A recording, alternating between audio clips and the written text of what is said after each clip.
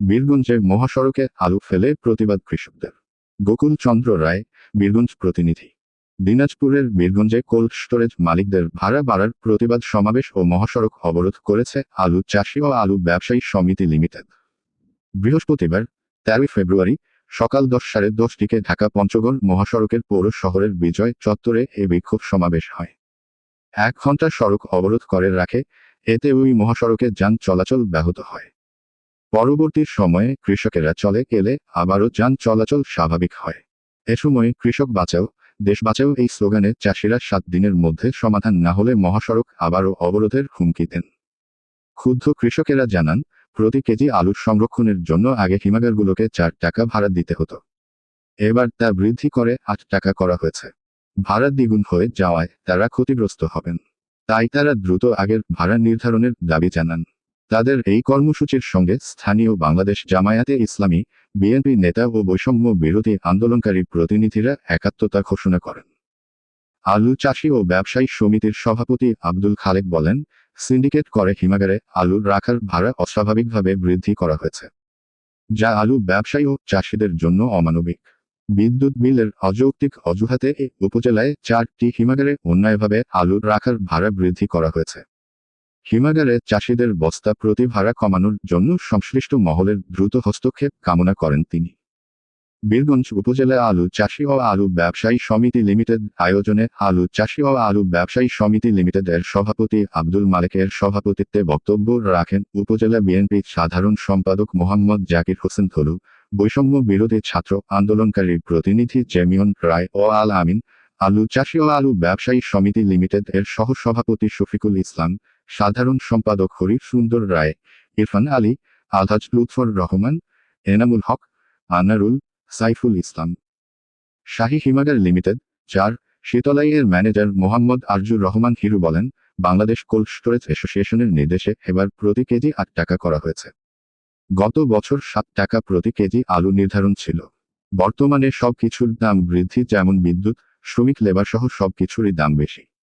আন্দোলনকারীরা বলছেন, আমরা নাকি প্রতি কেজি দ্বিগুণ ভাড়া বৃদ্ধি করেছি, কিন্তু আমরা গত বছর 7 টাকা, বছর 8 টাকা নির্ধারণ করেছে Bangladesh cold storage association. Birganj উপজেলা নির্বাহীর অফিসার ফজলে হেলাহি পরিস্থিতি নিয়ন্ত্রণ করতে এসে তিনি বলেন, হিমাগার ভাড়া কমানোর বিষয়ে জেলা প্রশাসককে জানানো হয়েছে। এ বিষয়টি কেন্দ্রীয়ভাবে সমাধানের চেষ্টা করা হবে। তা না হলে আমরা স্থানীয়ভাবে হিমাগার মালিক, চাষী ও ব্যবসায়ীদের মধ্যে সমন্বয় করে সমাধানের আশ্বাস দেন। কৃষক বাঁচলে বাঁচবে দেশ, বৈষম্যবিহীন বাংলাদেশ। আমি কৃষকের সন্তান। আমার বাবা যদি না বাঁচতো তাহলে কি আমরা এখানে আসতাম? এখানে অনেকে আমার বাবার মতো, অনেকে আমার ভাইয়ের মতো। আমার বাবা মারা যাওয়ার পর আমার ভাই আমাকে পড়েছে, ওই কৃষি কাজ করে পড়েছে। তো আমরা যে পরিবর্তিত পরিস্থিতি এবং পরিস্থিতির মালিক সমিতি সারা বাংলাদেশ যেটা দাম বাড়িয়েছেন, এটা অন্যায্য। এটা বর্তমান যে আলুর যে মূল্য, সেই মূল্যের সাথে অসামঞ্জস্যপূর্ণ। গত বছর যে আমরা আলুর দাম পেয়েছিলাম, কৃষকরা যে খুশি হয়েছিল, তাই ভিত্তি করে সারা বাংলাদেশ আলুর চাহিদা মেটানোর জন্য কৃষকরা কেউ লোন নিয়ে, কেউ পরিশ্রম করে স্বতঃস্ফূর্তভাবে আলু চাষ করেছে।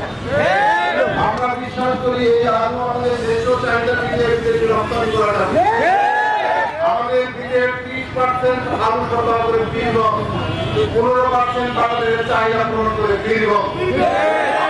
বীরগঞ্জের কোনো কৃষক কারো দ্বারা শোষিত হবে, বঞ্চিত হবে, প্রশাসন তার সমর্থন করে। আপনাদের এই কথা শোনার পরে আমি সরকারের আমাদের জেলা প্রশাসক আমাকে নির্দেশনা দিয়েছে, আমাদের শান্ত হতে পারেন, তারা রাখুক। আগামী কয়েকদিন পরে আমরা ডিসিস কনফারেন্স মাননীয় প্রধান উপদেষ্টার মধ্যে ডিসি মহোদয়ের কথা বলব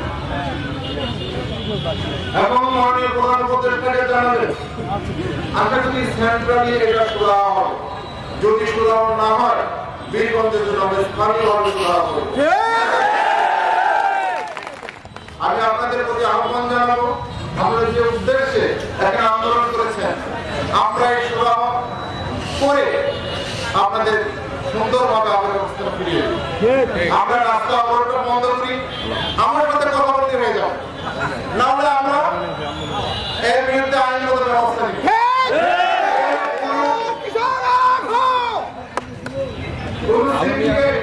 আমাদের কৃষকদের উপর চাপিয়ে দিবে, কৃষকরা মানবে না, এখানে রাজনৈতিক দল মানবে না, সুশীল সমাজের লোক মানবে না, দেশপ্রেমিক জনগণ মানবে না, প্রশাসন পুলিশ সর্বস্তরে সরকারি কর্মচারী মেনে নিবে না।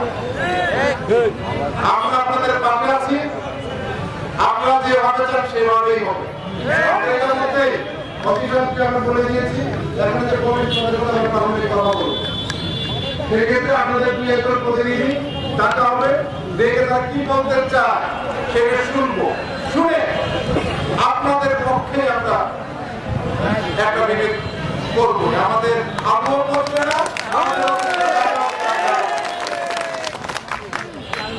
আপনাদের ধর্ম ধারণ করতে বলছি, এখন তো শেষ হয়ে যাবে, আমাকে ডাকবেন, আমি বারবার আসবো, অফিসারকে ডাকবেন, বারবার আসবো।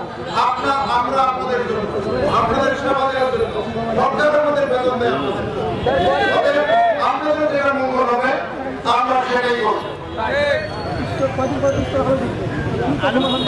আমরা কিন্তু অনেকে অধিকারকে বলছি, আজকে বিকালে তাদের সাথে কথা বলবে, যেহেতু সেটার একটা সিদ্ধান্ত, হ্যাঁ, আমরা অনেক ক্ষেত্রে ডিসিশন আজকে কি যদি ছোট করে কথা বলবে, এরকম করে আমাদের কৃষকরা আমাদের বাবা, আসলে আমাদের কৃষকরা আমাদের আরো কিছু জায়গায় মানুষকে সম্মান করতে নিয়ে সভাপতি ধন্যবাদ কৃতজ্ঞতা জানিয়ে আমার বক্তব্য শেষ করছি এবং এই রাস্তা অবরোধ অবস্থা ধর্মঘট থেকে আপনাদের এই অবস্থান প্রত্যাহারের জন্য বিনীত অনুরোধ করছি। ধন্যবাদ।